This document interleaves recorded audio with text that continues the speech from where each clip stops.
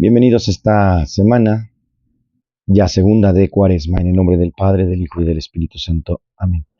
Hoy, lunes 10 de marzo, Señor, nos encomendamos a ti y pedimos, uniéndonos a la oración de nuestros hermanos en este canal.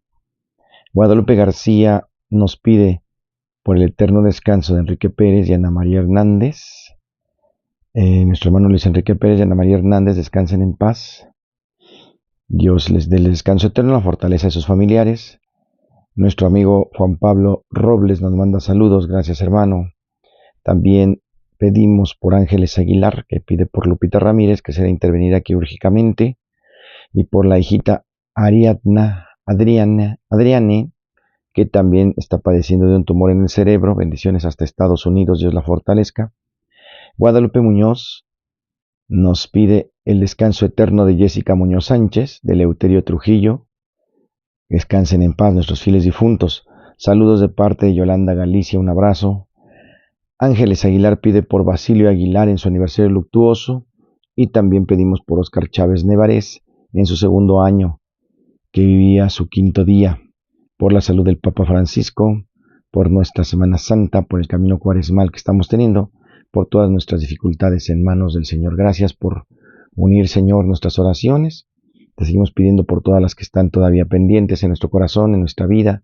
Nos unimos porque donde dos o más están reunidos en tu nombre, ahí estás tú en medio de ellos. Damos gracias infinitas al Señor por los dones recibidos en este tiempo y seguimos caminando al encuentro con el resucitado. En el nombre del Padre, del Hijo y del Espíritu Santo. Amén. Bienvenidos, esto es Espíritu Canal.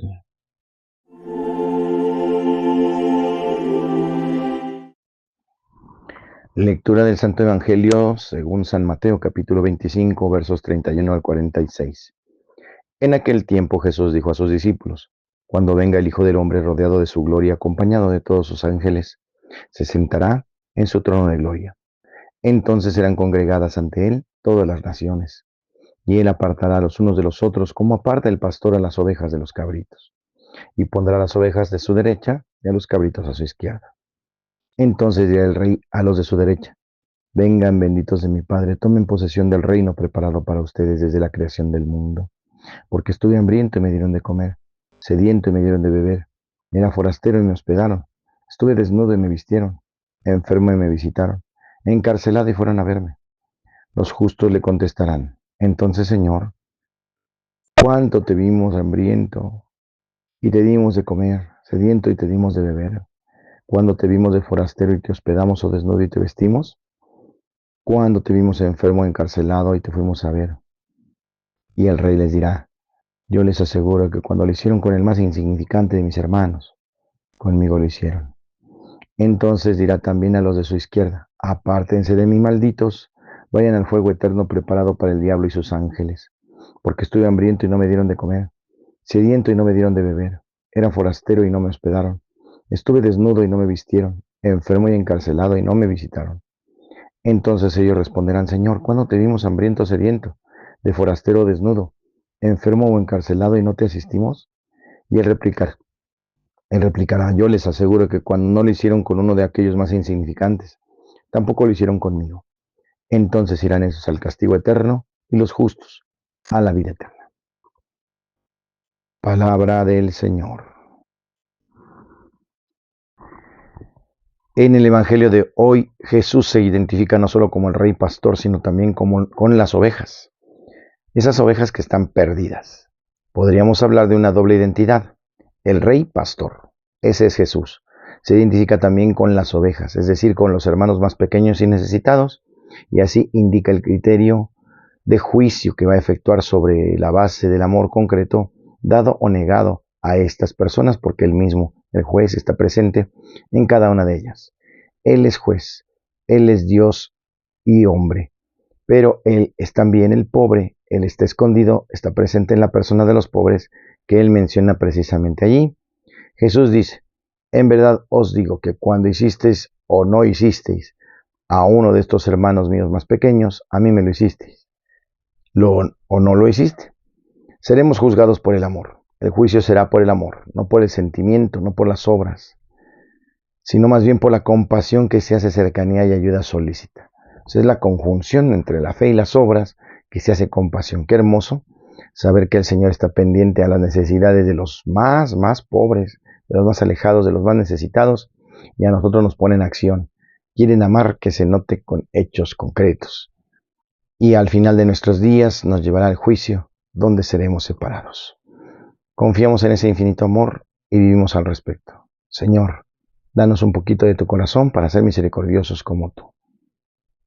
Pedimos en oración por todos los enfermos, especialmente por el pequeñito Mateo, especialmente por tantos niños que están enfermos, que están padeciendo. Fortalécelos, Señor, en tu amor. Bendice a las hermanas que salieron de este cursillo el día de ayer, 1599, del Movimiento de Colores. Fueron poquitas, pero pedimos al Señor que den un gran fruto. Cada una de ellas tan diferentes, tan distintas, pero confiamos en que el Señor les ha dado un encuentro, que les ha ayudado a tener una conversión.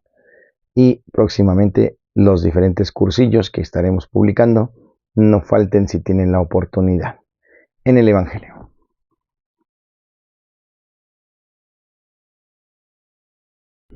Tentaciones de Jesús de parte de Satanás. Las tentaciones de Jesús en el desierto que aparecen en la Sagrada Escritura. Miren, los tres evangelios sinópticos, Mateo, Lucas y Marcos, relatan cómo Jesús, una vez que fue bautizado por Juan en el río Jordán, fue conducido por el Espíritu al desierto donde enfrentó las tentaciones del demonio. Pero ¿cuáles fueron exactamente estas tentaciones y cuál es su significado? ¿De qué se trata este asunto? Primero fue convertir las piedras en pan y romper el ayuno.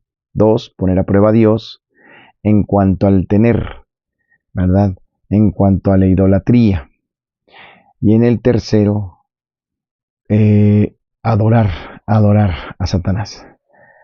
Para entender estas tres tentaciones, pues hemos tenido el Evangelio del domingo, que nos enseña lo siguiente. Es necesario sumergirnos en una reflexión sobre la resistencia, la fe y la victoria sobre las pruebas más difíciles, mientras desentrañamos el significado y la relevancia eterna de las tentaciones de Jesús.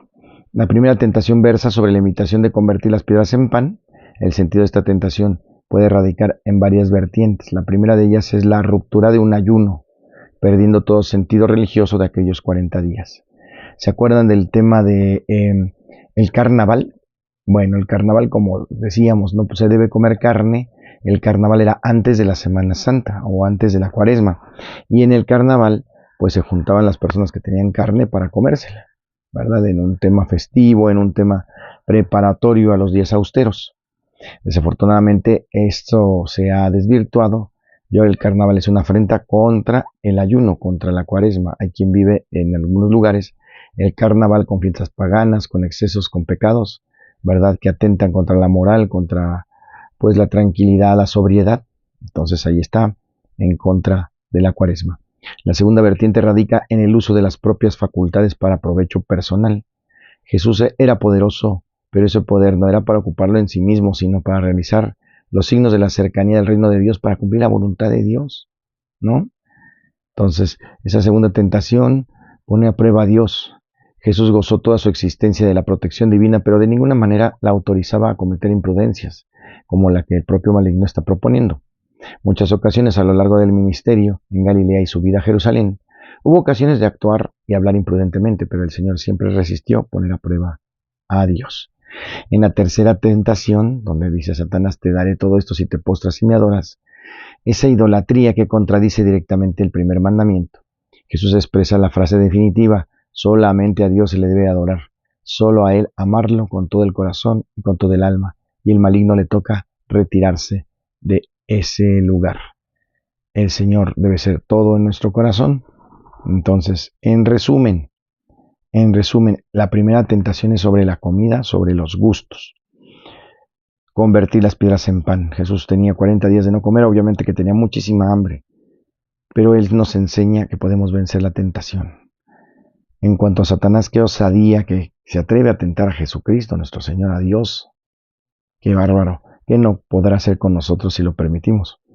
Usar su poder divino es la segunda, para provecho personal, donde dice, si eres el Hijo de Dios, ¿verdad? Lo tientan en el prestigio, en el decir tú eres, pero habría implicado emplear sus facultades en sí mismo y no en realizar los signos de la cercanía del reino, renunciar a esa vanidad soberbia humana para servir a Dios.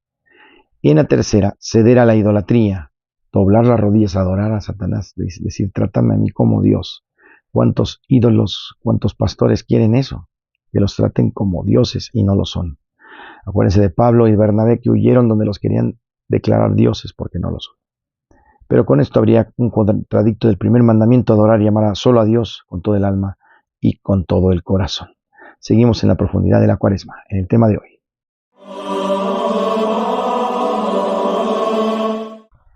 En Santos y Conversos, hoy celebramos a Juan Oglivie, santo, sacerdote y mártir.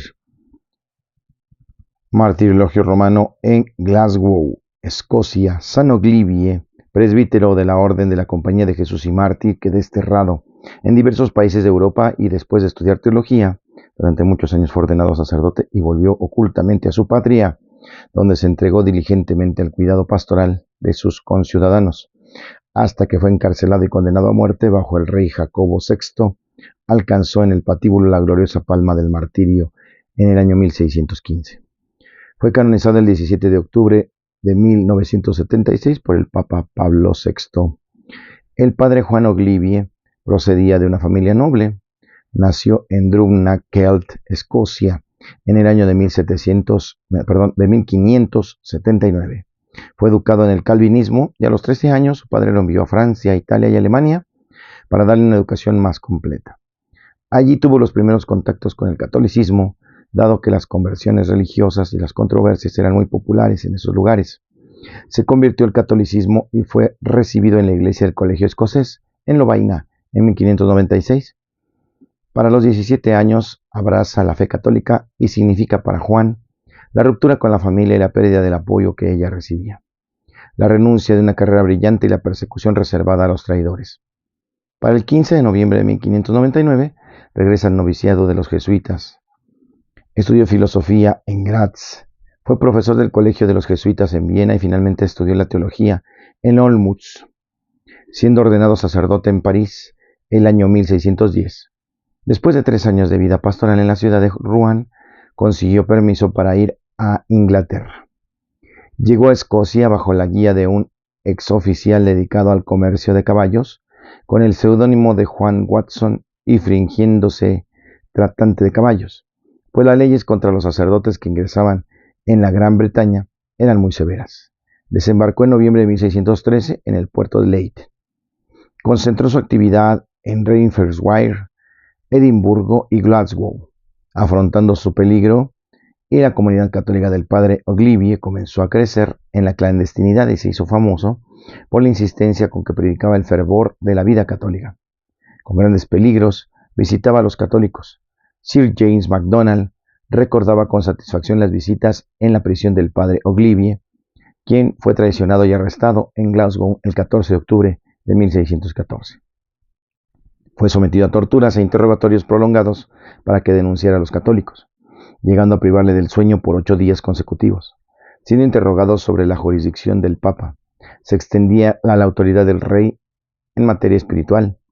Lo afirmó constantemente, declarando que estaba dispuesto a morir por defenderlo. En todos los juicios que se prolongaron durante meses, ya en Glasgow, ya en Edimburgo, el padre no retrocedió porque no podía ni quería traicionar a Dios.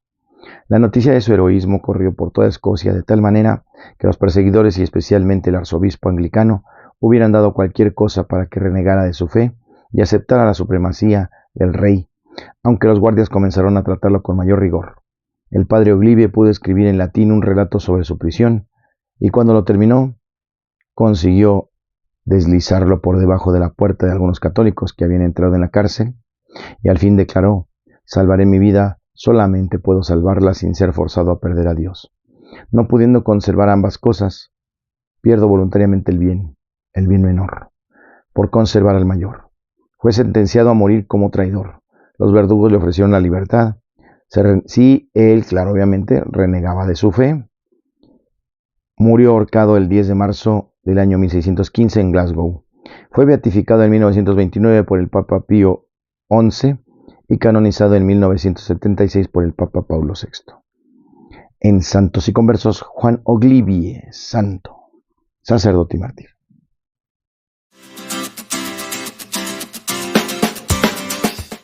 La rola se llama Recibiré, del grupo Trinidad. Vamos a escucharla. Recibiré estas cenizas en mi frente, declarando que hoy quiero cambiar. Quiero morir este egoísmo indiferente, entregándote mi vida, en ti confiar. Entre tus manos, Padre nuestro, mi pobre humanidad.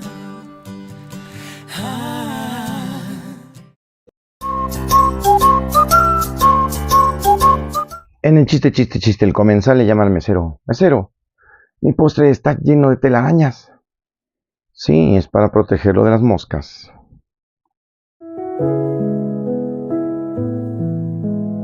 Este es el segmento de curiosidades. ¿Sabía Jesús que iba a morir cuando entró en Jerusalén? Sí. 3 veces había anunciado Jesús su pasión y su muerte, antes de ir al lugar donde esto se iba a producir, donde iba a vivir su pasión y también su resurrección.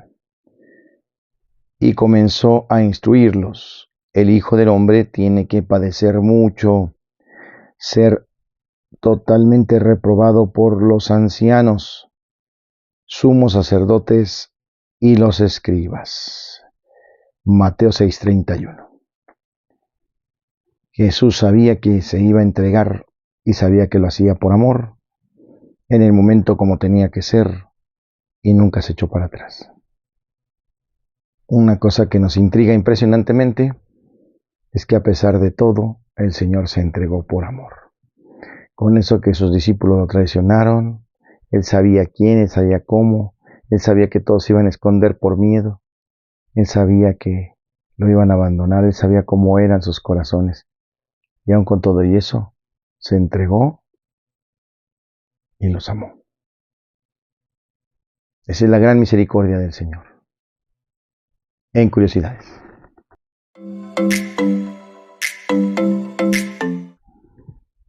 Es así como concluimos, y para la buena onda ya saben que ya comenzó el curso de confirmaciones. En las confirmaciones y en nuestra diócesis se pide que los chicos sean un poquito más grandes para que entiendan un poquito mejor lo que van a recibir en la confirmación. Por lo tanto, deben de recibirla a eso de los 11, de los 12, de los 13 años. Por lo tanto, los recibimos a partir de los 10, de los 11. Pues tenemos poquitos, pero bien formaditos. Y también continuamos invitando a la preparación para la Semana Mayor. Poco a poco se va acercando el tiempo. Es menester que apretemos las pilas. Nos faltan personajes tanto para la Judea de jóvenes, que nos juntamos los miércoles a las 7 y los domingos a las 5, como de los chicos, de los niños, que nos juntamos los sábados a las 12 del día. Prepárense por favor con amor para que todo salga de la mejor manera al Señor. Todo honor y gloria, hay que darle todo lo mejor que tenemos. En todas las comunidades de las parroquias ya se van preparando.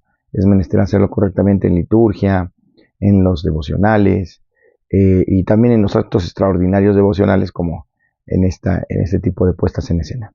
Que el Señor nos permita realizarlo.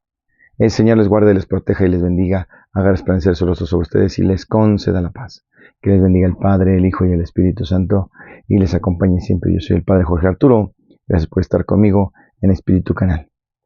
Hacemos oración y pedimos por todas sus intenciones. Síganos mandando sus intenciones por todos los enfermos, por todos los que están padeciendo. En el nombre del Señor. Muchísimas gracias. Denle like y suscríbanse.